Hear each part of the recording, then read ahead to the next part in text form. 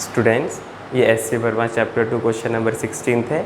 इस क्वेश्चन में बोला गया है कि A vector B vector and C vector are mutually perpendicular. तो पहले हम लोग इसका मतलब समझते हैं कि ये म्यूचुअली परपेंडिकुलर इसका क्या मतलब होता है। तो इसको हम लोग इस तरह से समझ सकते हैं।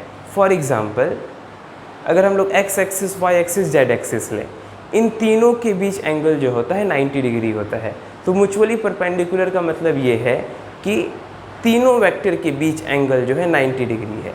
प्रत्येक दो वेक्टर के बीच एंगल 90 डिग्री है, इसका ये मतलब है। Angle between any two vector is 90 degree. तो म्यूचुअली परपेंडिकुलर वेक्टर का ये मतलब है। तो फॉर एग्जांपल, अगर हम लोग यहाँ पे एक्स एक्सिस वाई एक्सिस और जेड एक्सिस बना लें,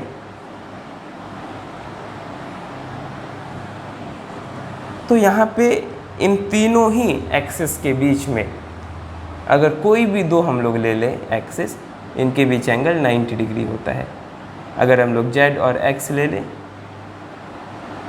तो ये एंगल भी 90 डिग्री है। और अगर हम लोग वाई और जेड ले लें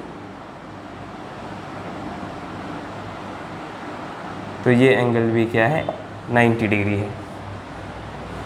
तो यहाँ पे हम लोग मान लेते हैं कि ए वेक्टर जो है ये एक्स एक्सिस के तरफ है, बी वेक्टर जो है ये वाई एक्सिस की तरफ है, और सी वेक्टर ये हमारा जेड एक्सिस की तरफ है। तो हम लोगों को ये निकालना है सी क्रॉस ए क्रॉस बी, ये प्रूफ कर रहा है कि 0 है। तो इसके लिए हम लोग ए क्रॉस बी इसका डायरेक्शन निकालते हैं, direction of A cross B. तो ये हम लोगों को पता है कि ए क्रॉस बी का डायरेक्शन ये परपेंडिकुलर होता है ए वेक्टर बी वेक्टर के प्लेन के। तो यहाँ पे ए वेक्टर बी वेक्टर इसका प्लेन ये बोर्ड है, तो ए क्रॉस बी का डायरेक्शन इस बोर्ड के परपेंडिकुलर होगा। और ये जो जेड एक्सिस है ये भी बोर्ड के परपेंडिकुलर है। तो यहाँ हम लोग देख सकते हैं कि ए क्रॉस बी का डायरेक्शन ये जेड एक्सिस के तरफ होगा। ए क्रॉस बी का डायरेक्शन जेड एक्सिस के तरफ होगा, क्योंकि ए क्रॉस बी जो है ये ए वेक्टर के भी परपेंडिकुलर है और बी वेक्टर के भी परपेंडिकुलर है। इसका मतलब वो जेड एक्सिस की तरफ होगा, सी वेक्टर की तरफ होगा, क्योंकि सी वेक्टर भी ए वेक्टर बी वेक्टर दोनों के परपेंडिकुलर है, और ए क्रॉस बी भी ए वेक्टर बी वेक्टर दोनों के परपेंडिकुलर है। इसका मतलब direction of A cross B and C vector are same.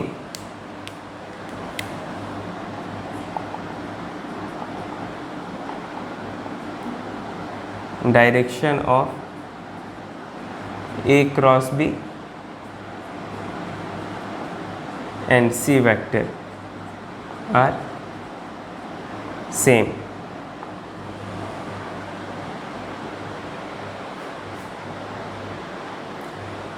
तो यहाँ पे ऐसा है कि ए क्रॉस बी और सी वेक्टर के बीच एंगल क्या होगा, अगर डायरेक्शन दोनों का सेम है तो थीटा इन दोनों के बीच क्या हो जाएगा, 0। यहाँ पे ये दूसरा केस भी हो सकता है। अगर हम लोग सी वेक्टर को बोर्ड के अंदर ले लें तो उस केस में थीटा 180 डिग्री भी हो सकता है। इन दोनों ही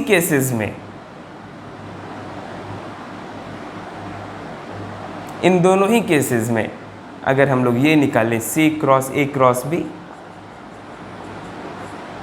तो इसके पहले हम लोग एक चीज़ और देख लेते हैं। दो वेक्टर है ए क्रॉस बी, इसके क्रॉस प्रोडक्ट का मैग्नीट्यूड होता है ए बी साइन थीटा, और साइन थीटा 0 होता है अगर थीटा 0 हो जाए या फिर थीटा 180 हो जाए। 0 डिग्री और 180 डिग्री इन दोनों पे साइन थीटा 0 होता है। और यहाँ पे A vector cross B vector और सी वेक्टर इन दोनों के बीच एंगल या तो 0 है या तो 180 है। इसका मतलब ये vector C vector cross A cross B ये क्या होगा, 0 होगा, क्योंकि इन दोनों वेक्टर के बीच जो थीटा है ये क्या है, 0 हो सकता है या फिर 180 हो सकता है। इसलिए सी क्रॉस ए क्रॉस बी 0 होगा। फिर से एक बार मैं समझा देता हूँ। Direction of A cross B जो होगा ये परपेंडिकुलर होगा ए वेक्टर बी वेक्टर के, और यहाँ पे सी वेक्टर जो है ये भी ए वेक्टर बी वेक्टर दोनों के परपेंडिकुलर है, और ए वेक्टर क्रॉस बी वेक्टर ये भी ए वेक्टर बी वेक्टर दोनों के परपेंडिकुलर होगा। इसका मतलब ए वेक्टर क्रॉस बी वेक्टर ये क्या होगा, या तो सी वेक्टर के तरफ होगा, या फिर सी वेक्टर को अगर हम लोग अंदर मान लें, बोर्ड के प्लेन के अंदर मान लें, तो दोनों के बीच एंगल 180 डिग्री होगा या फिर 0 होगा। और अगर थीटा 0 हो या फिर 180 हो, दोनों ही केसेस में साइन थीटा क्या होगा, 0 होगा, और क्रॉस प्रोडक्ट क्या हो जाएगा, उन दोनों का 0 हो जाएगा। क्योंकि साइन थीटा 0 है तो क्रॉस प्रोडक्ट भी क्या होगा, 0, इसलिए सी क्रॉस ए क्रॉस भी ये 0 है।